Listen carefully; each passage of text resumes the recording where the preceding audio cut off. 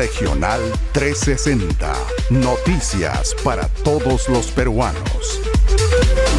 Saludos y bienvenidos desde Regional 360, hoy martes 8 de noviembre. Y vamos a empezar con Arequipa. Lo que está sucediendo allá es que cerca de 71 ollas comunes tendrían que cerrar, perjudicando a más de 6.000 usuarios en condiciones de pobreza. Según un decreto de urgencia, el Ministerio de Desarrollo e Inclusión Social dejaría de entregar 348 toneladas de alimentos. Es por esto que un grupo de dirigentes de las ollas comunes han decidido viajar a Lima para pedir una reunión con el presidente Castillo. Con esta y otras noticias, vamos a continuación. Ollas comunes sin apoyo.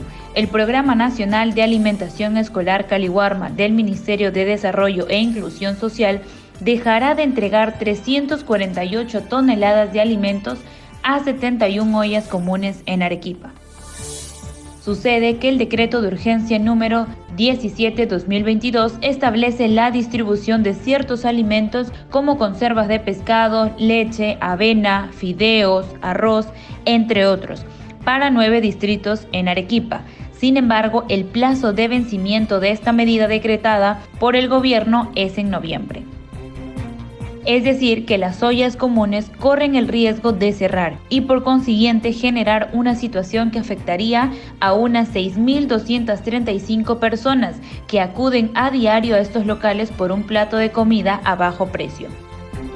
Por lo cual, un grupo de dirigentes acordó viajar a Lima para reunirse con el presidente Pedro Castillo y pedir una ampliación del apoyo hasta mayo del 2023. La noticia que importa en tu región desde Lima y todos los rincones del país. Regional 360. Ha llegado el momento de la información para todas las regiones en una experiencia multimedia. R360. Las noticias en todas las plataformas, radio, internet y televisión. La mejor manera de estar informado. R360 es Regional 360. Noticias del Perú para todos los peruanos.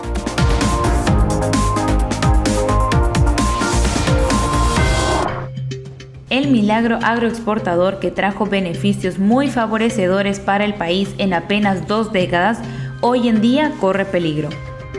La derogación de la Ley de Promoción Agraria que promovía incentivos tributarios y laborales especiales bajo el gobierno de Francisco Sagasti, sumada al discurso de Pedro Castillo, quien se ha expresado a favor de la convocatoria a una asamblea constituyente y de la nacionalización de los recursos naturales, además de las medidas aprobadas como la limitación a la tercerización, son factores que explican la incertidumbre en la agroexportación.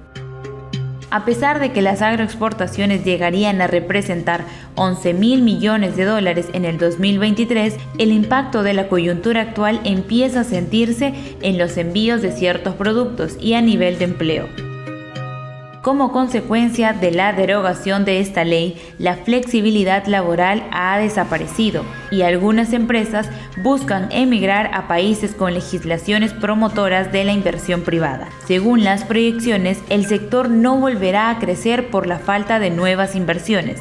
En ese sentido, el gobierno, el Congreso y los ministerios correspondientes deberán establecer estrategias que refuercen la agroexportación en el país.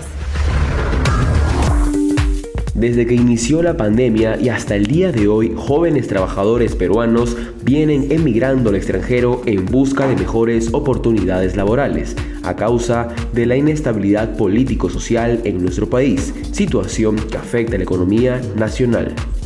Esta situación en que profesionales peruanos calificados y competentes prefieren migrar por la situación desfavorable en el país corresponde al fenómeno denominado fuga de talentos. Así lo explicó al medio de comunicación Vigilante Álvaro Bellido, ejecutivo manager en Page Personnel. Pese a que la migración al extranjero de peruanos viene de décadas atrás, este fenómeno se viene agravando a causa de las medidas económicas promovidas por el gobierno de Pedro Castillo. Por ejemplo, la limitación de la tercerización, la poca facilidad para conformar sindicatos y la lenta reactivación de la economía nacional impulsan a jóvenes talentos a buscar trabajo en el extranjero. El panorama es preocupante, pues según cifras de la Encuesta Nacional de Hogares, el Perú es uno de los países más informales de la región, alcanzando el 73.9% de trabajadores nacionales, configurando un panorama poco atractivo para los profesionales peruanos.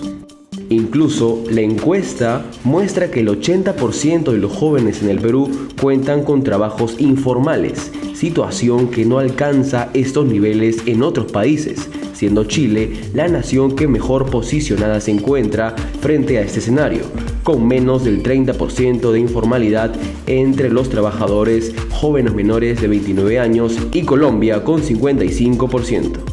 La promoción del empleo formal, por lo tanto, debe ser una prioridad para el gobierno, para de esa manera evitar el agravamiento de la fuga de talentos.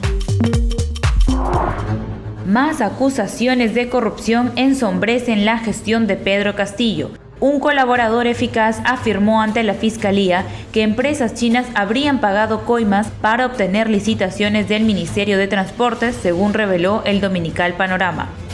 Según el colaborador, 6 millones de soles es el monto que habrían pagado estas empresas como coima, de los cuales 1 millón habrían sido para el prófugo exministro Juan Silva, 1 millón para Pedro Castillo y lo restante habría sido para los sobrinos de Castillo y otros funcionarios del MTC. Además, $3.500 se habrían destinado como pago de coimas a congresistas de Alianza para el Progreso, Fuerza Popular y Acción Popular, entre otros, con la finalidad de que voten contra la censura de Juan Silva, exministro del MTC. Según el colaborador, este pago se coordinó desde el Ejecutivo. En ambos casos, el dinero habría sido recibido y repartido por Samir Villaverde, en coordinación con el exsecretario del despacho presidencial, Bruno Pacheco. Una revelación más que pone en jaque al presidente Castillo y a su gabinete en la sombra. Regional 360. Noticias para todos los peruanos. Mario fue pintor más de 30 años. Cuando Mario me dijo que tenía problemas en el trabajo, que se le estaban olvidando las cosas, fue difícil. Yo le di a la gente que le diga a su familia lo que está pasando con él. Y quiero que me apoyen, que me entiendan y que me quieran. Mamá siempre fue muy independiente, pero empezamos a notar que algo andaba mal. Estaba olvidando mis responsabilidades en el trabajo. Le dije a mi mamá que deberíamos visitar a un médico. El Alzheimer, fue difícil escucharlo. El diagnóstico temprano del Alzheimer nos dio más tiempo para planear como familia. Nunca nos hemos sentido más cercanas. Mientras que diferentes ciudades del país se levantan en contra del gobierno, crecen las demandas de los diferentes sectores. La Dirección de Cultura del Cusco, la más grande a nivel nacional, protagonizó a través de su sindicato de trabajadores CAS el cierre de importantes centros arqueológicos en protesta por un decreto que afectaría directamente su recaudación económica.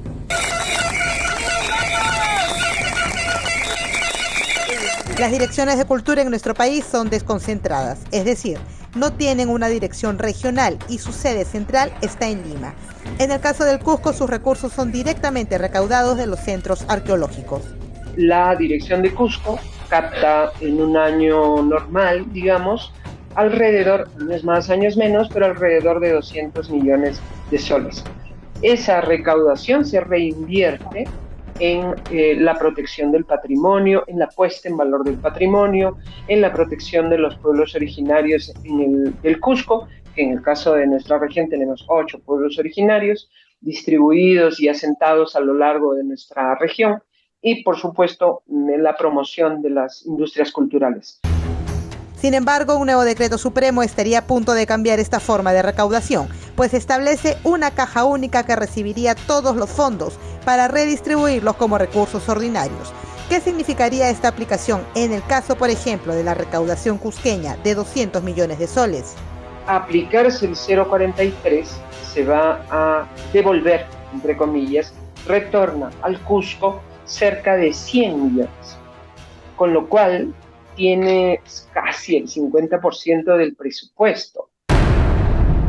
Yo trabajo en la Subdirección de Interculturalidad y teníamos cerca de 1.800.000, 1.600.000. Para el 2023 vamos a tener 100.000.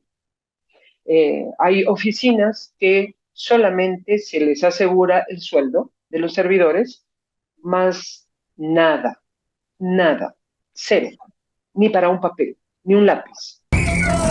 Para los dirigentes del Citracaz Cusco, esta medida les impide planificar sus acciones para el 2023, una afectación que alertaron desde el mes de junio y que había prometido ser atendida por el Ejecutivo, algo que hasta el momento no sucedió. Se reúnen con el ministro, se reúnen con algunos congresistas del Cusco y con el premier Aníbal Torres. Allí hay un compromiso de exceptuar al sector cultura y a Cusco. Se da 130, Cusco sigue igual de afectado y el sector cultura sigue igual de afectado. Alertamos nuevamente, documentos, reuniones virtuales, reuniones presenciales, compromisos de que sí, después del 24 de junio se hizo la movilización, ¿no? Después de la movilización es que se da el 130, entonces nos sentimos evidentemente burlados.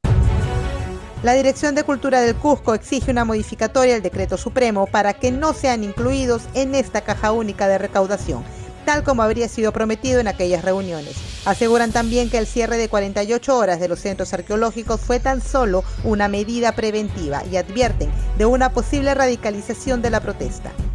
Radicalizar nuestra lucha. Como digo, nos están arrimando cada vez más al abismo. ¿Cómo se radicaliza, cómo se radicalizaría nuestra lucha tomando Machu Picchu, ¿no? Pero tú dices, pero oye, cultura, tú tienes que mantenerlo abierto, logras tus recursos de Machu Picchu. Fíjate lo grave y a lo que nos están empujando. Un escenario que nadie quisiera ver para nuestra maravilla del mundo. Diversos gremios afectados, el turismo y la imagen del país golpeados, el triste saldo de la mala gestión del Estado que se pone una vez más de manifiesto. La ley del presupuesto se define en los próximos días, con lo que el plazo se va acortando para alcanzar una solución.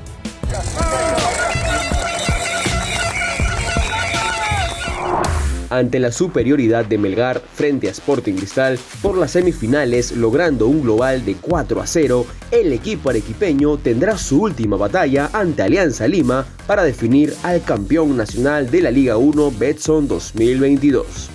Los playoffs se disputarán este miércoles 9 de noviembre en el Estadio Monumental de la UNSA en Arequipa a las 3 de la tarde y el sábado desde las 8 de la noche en el Estadio Alejandro Villanueva. Recordemos que el gol de visita ya no cuenta actualmente, por lo que el campeón 2022 se definirá tal cual sucedió en semifinales. En caso de igualdad al finalizar la llave, el criterio es el mismo: diferencia de goles y, de persistir la equidad, ronda de penales.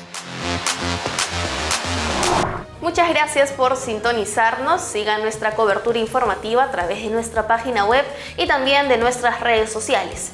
Nosotros nos reencontramos en nuestra próxima emisión a través de este mismo canal. Los dejamos ahora con la efeméride del día. Del 3 al 15 de noviembre, el poblado de Munaipata, en Huamanga, Ayacucho, se viste de gala para conmemorar a la Virgen del Patrocinio en la región ayacuchana. Y es que esta celebración se festeja mediante la procesión que es acompañada del Niño Manuelito y por San Camilo. Además, la Virgen del Patrocinio de Ayacucho es considerada la patrona de los panaderos ayacuchanos. Respecto a las actividades que se realizan y son lideradas por mayordomos, están las misas, procesión y los festejos entre los pobladores de la zona a través de la tradicional marinera ayacuchana.